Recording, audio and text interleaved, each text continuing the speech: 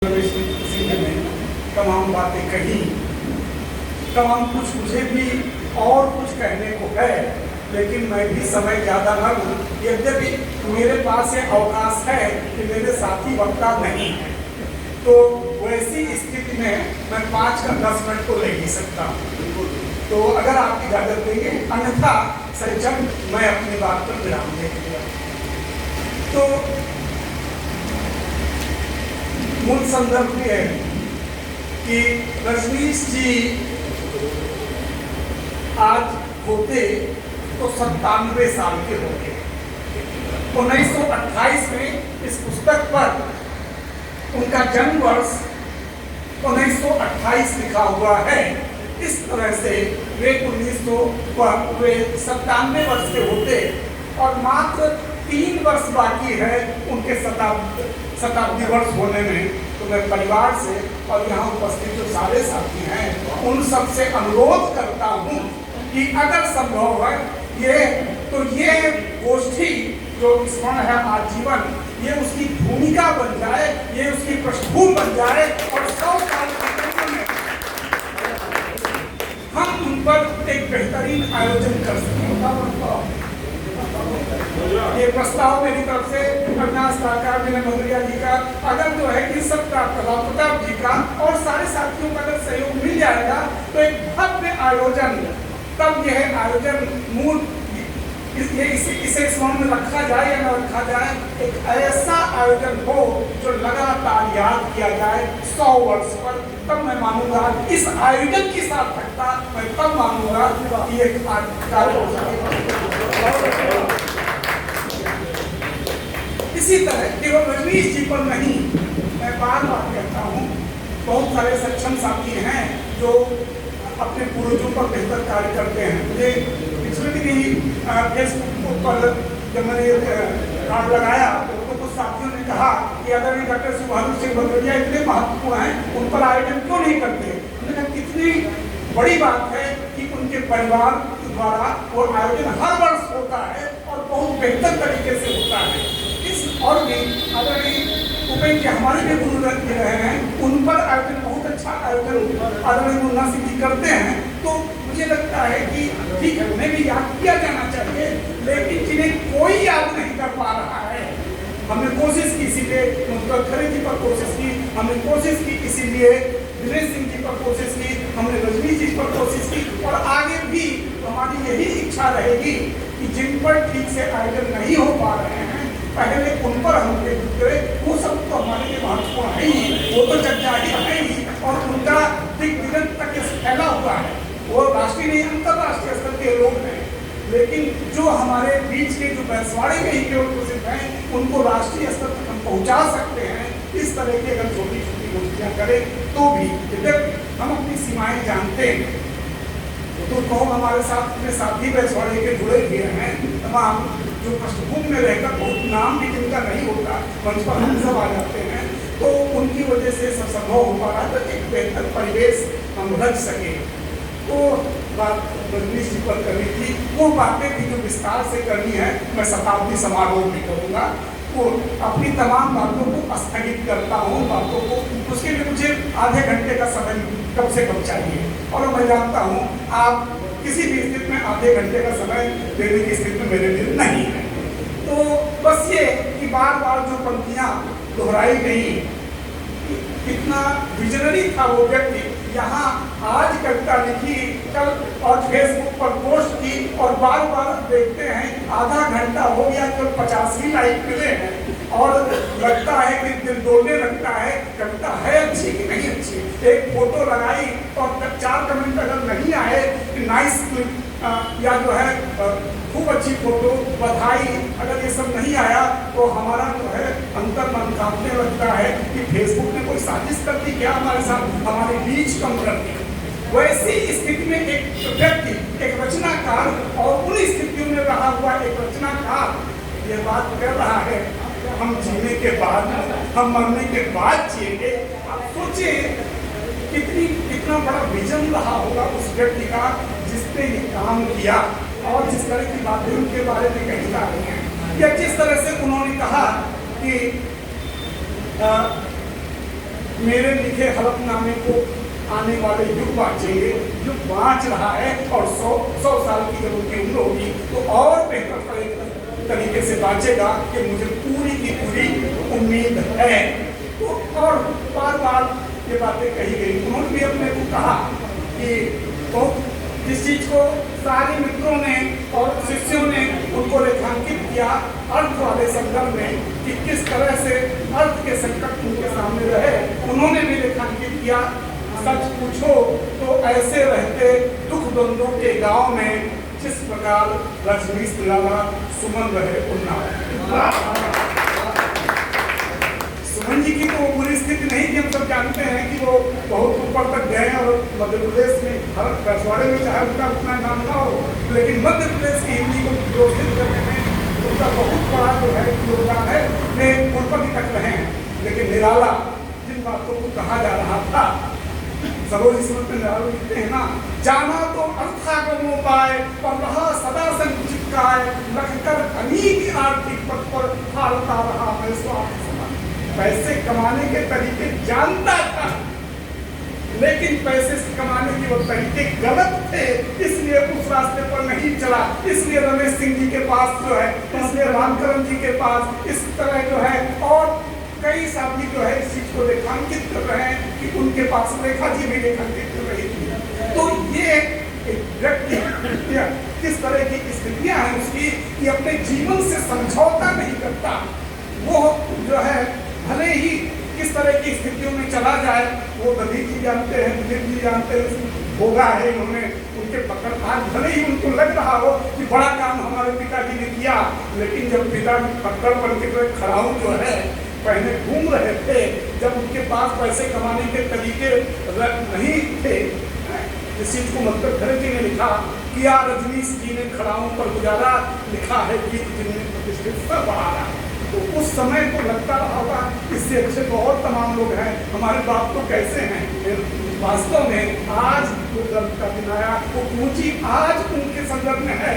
वे समझ पा रहे होंगे कि अर्थ होता तो चला जाता, बड़े बड़े सेठों की फोटो इस तरह से लगाकर 100 लोग बैठ करके, चाहे जितने पैसे उनके पास हो, वे उनकी इस तरह से अरदास नहीं करेंगे, वो उनको इस तरह से याद नहीं करेंगे। उनके पारिवारिक जब तो याद कर ही रहे हैं, मित्र याद कर रहे हैं, खूब याद कर रहे हैं, और एक कवि के रूप में फिर कहता हूँ बाद में उनका व्यवस्थित रूप से मूल्यांकन होगा।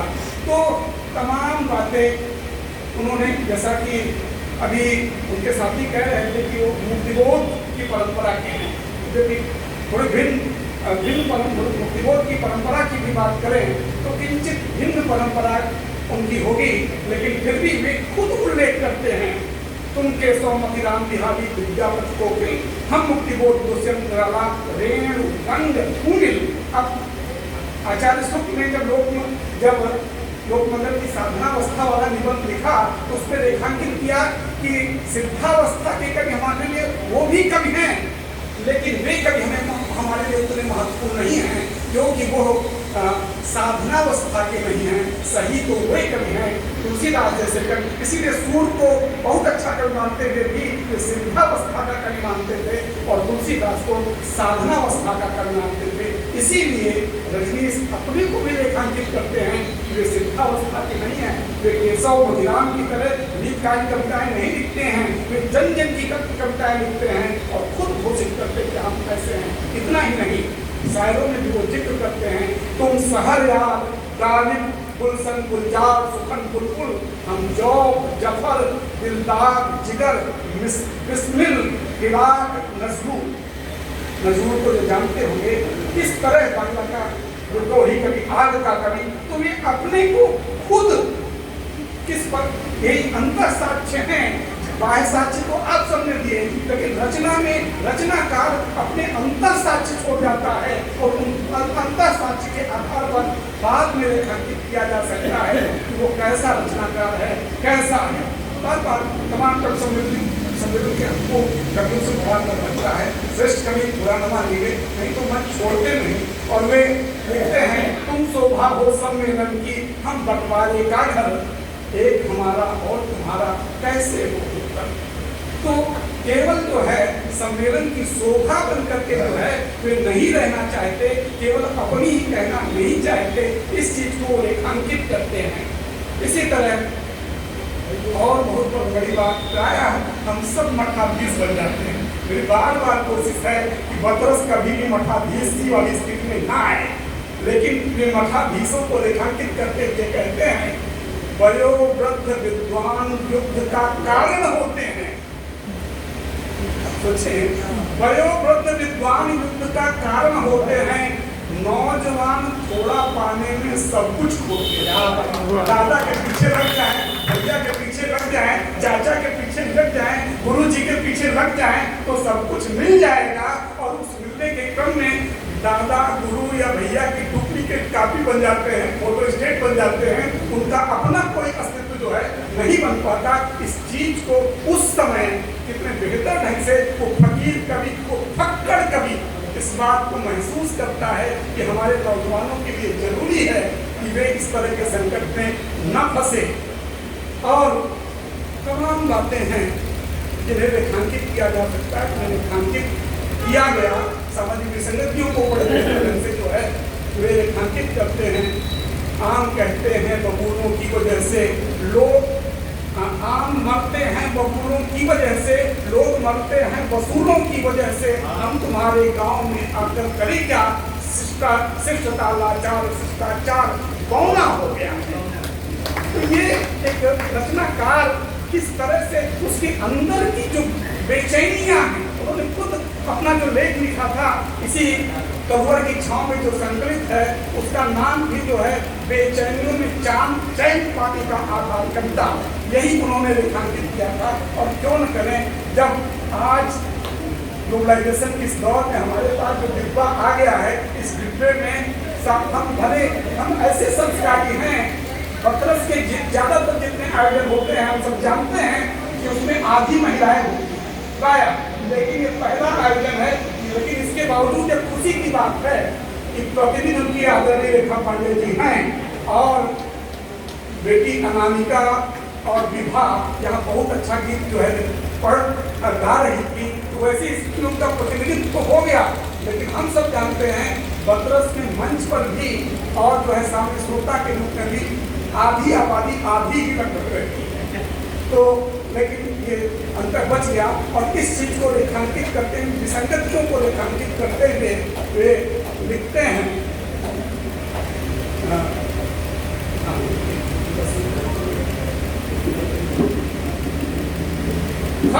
फर्क नहीं दिखता है प्रेम और प्रेत में, कन्या की लाश में, अरहर के खेत में, व्यक्ति जब वकील हो गया चिंतन असली हो गया। तो बड़ी व्याख्या, पूरे गीत की बड़ी व्याख्याएं रेखांकित की जा सकती हैं कि कैसे जो है चालाकी तरीके, ऐसे तरीके निकाल लिए जाते हैं तमाम विसंगतियों के। और इस डिब्बे की वजह से जो अश्लीलता, अच्छी चीज भी है ये संचार का माध्यम, लेकिन हम जानते हैं नौजवानों की पीढ़ी को कैसे बर्बाद कर रही है ये सारी संचार की व्यवस्थाएं। और उसका परिणाम क्या है, जिस चीज को उस समय जो है वो रेखांकित करते हैं। बहुत बातें मैं जानता हूँ कि आपकी सीमा है और धैर्य के साथ आप मुझे सुन रहे हैं, लेकिन बार बार रजनीश जी की एक बात वही कहकर हर रचनाकार के बारे में वो जो रेखांकित करते हैं उसी भूमिका में उन्होंने लिखा है।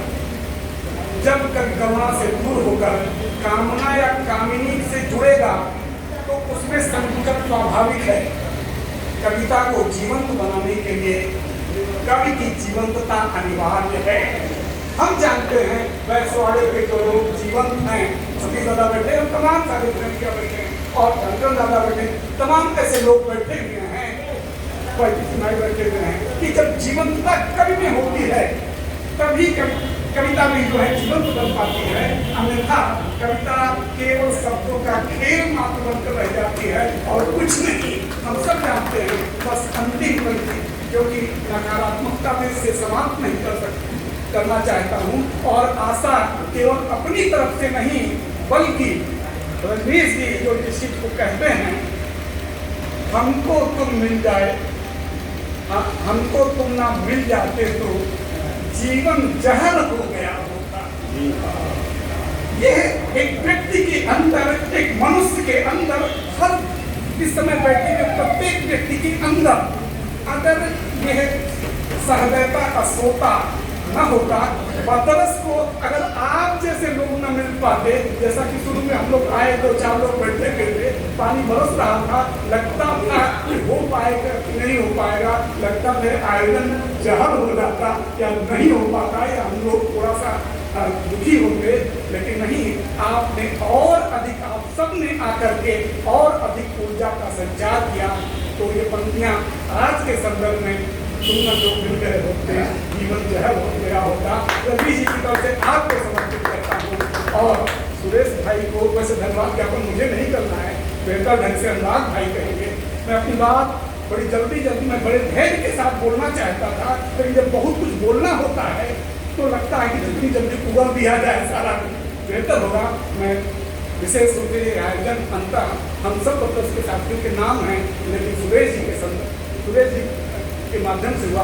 और सबसे ज़्यादा जो व्यक्ति इसके लिए धन्यवाद का पात्र है, भाई सुनील सरगम जी, बहुत आभार का। आप जो है खुद इसके साथी, इसलिए आपको धन्यवाद देने की जरूरत नहीं है। और आप भी व्यक्तिगत अपना नाम नहीं चाहते, आप चाहते हैं कि जो बात कही जाए उनको भी जो धन्यवाद किया जाए, या उनके लिए भी जो बात कही जाए वो व्यक्ति के रूप में नहीं, बैसवाड़ा साधना समिति को दिया जाए। तो मैं बैसवाड़ा साधना समिति को अपने पत्र के सारे साथियों की ओर से बहुत बहुत धन्यवाद देता हूँ। अगर समय ज़्यादा रह गया तो क्षमा करें।